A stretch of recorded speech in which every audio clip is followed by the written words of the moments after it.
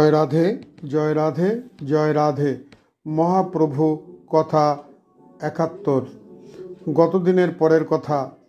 মহাপ্রভুর কঠিন ভাব দেখিয়া নিমাই বলিলেন, প্রভু, আমি মোটেও ব্যথা পাই নাই, দৈবাত লাগিয়ে গিয়াছে, ওরা আমাকে ভয় দেখিয়েছিল। চৈতন্যমঙ্গল বলেছেন, সুদর্শন বলি প্রভু সরে বারে বারে, শুনিয়া মুরারি গুপ্ত সারে হুঙ্কারে। মুরারি কহে, শুনো প্রভু বিশ্বম্বর, আজ্ঞা পাই এ দুই পাঠাই যমঘর। শুনে নিত্যানন্দ ধরেন মুরারির হাত, হেনকালে সুদর্শন আইল সাক্ষাৎ। সুদর্শন চক্র অগ্নি প্রলয় হইয়া, জগাই মাধাই প্রতি চলিল কুপিয়া। দয়ার সাগর মোর নিত্যানন্দ রায়, নামারিয়া বলি সুদর্শনকে রহায়।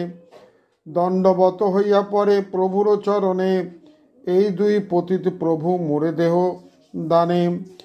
আর যুগে যুগে দৈত্য করিলেই উদ্ধার, সশরীরে এই দুইয়ের করহ নিস্তার। সংকীর্তন আরম্ভ তোমার অবতার, কৃপায় সকল জীবের করিবে উদ্ধার। যে মরিবে তারে যদি করিবে সংহার, কেমনে করিবে কলি জীবের উদ্ধার। শুনি নিত্যানন্দ বাণী প্রভু গৌরচন্দ্র, কান্দিতে লাগিলা কোলে করি নিত্যানন্দ। এর পরের কথা আগামী দিন গোবিন্দর কৃপা হলে বর্ণনা করা হবে। জয় রাধে।